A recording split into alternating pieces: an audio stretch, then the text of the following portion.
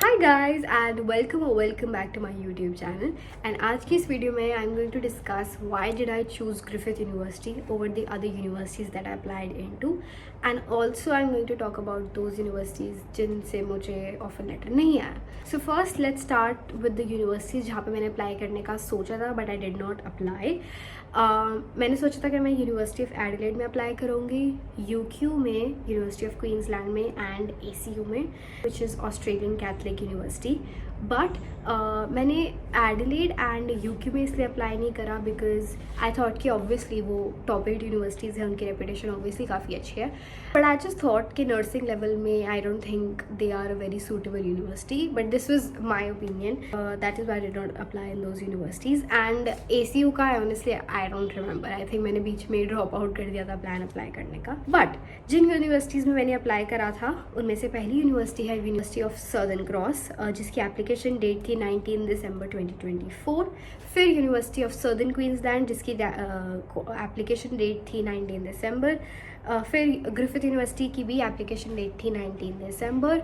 Deacon University में मैंने apply करा था 20 दिसंबर को एंड क्यूयूटी में मैंने अप्लाई करा था 21 दिसंबर 2024 को. जिन यूनिवर्सिटीज़ में मेरे को ऑफर नहीं दिया वो थी university of southern cross.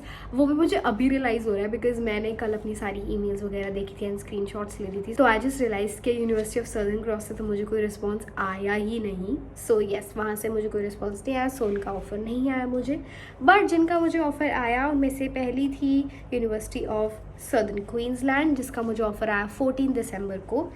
Deacon University में हुआ था कि मैंने 20 दिसंबर 2024 को जब एप्लीकेशन डेट भरी तो उसी दिन मुझे एक मेल आ गई थी जिनमें उन्होंने बोला कि 2025 का इनटेक भर चुका है and we can not give you a seat in nursing.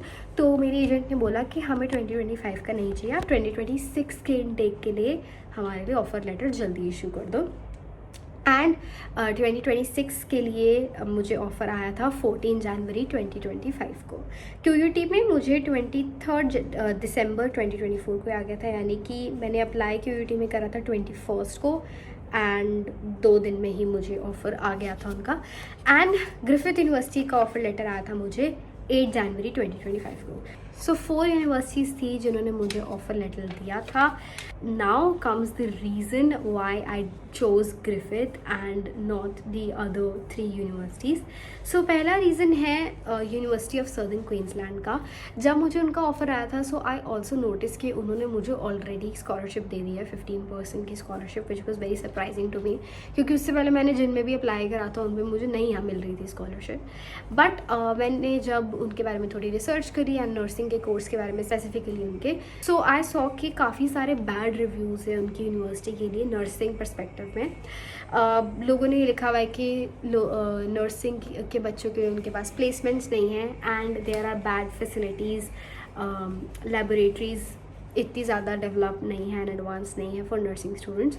सो ये सारे रिव्यूज़ थे and when I read them I was like कि शायद this is not the right university for me, so that is why I did not choose it.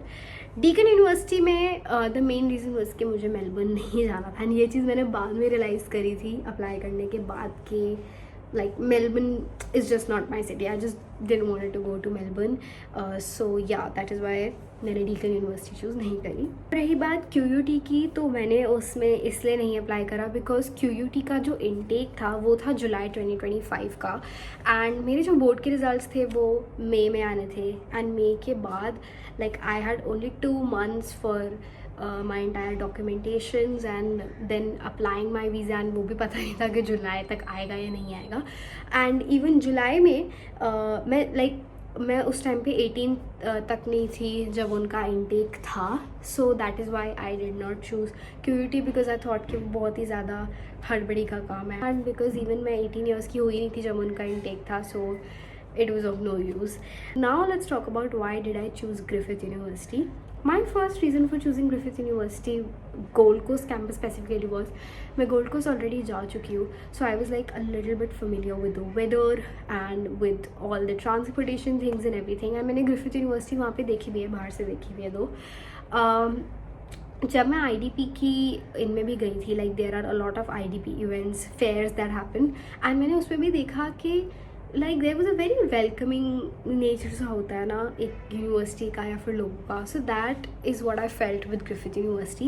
And उनका nursing का facilities is really good. ये भी मैंने अपने research से देखा एंड रैंकिंग के भी हिसाब से. So overall I felt that Griffith is a good option for nursing.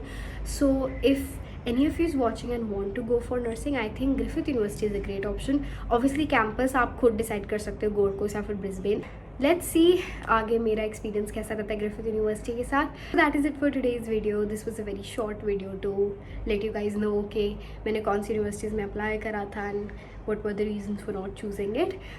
If you guys have any other video ideas or any topic that you guys want me to discuss, then you can tell me in the comment section and I'll see you in the next one. Bye.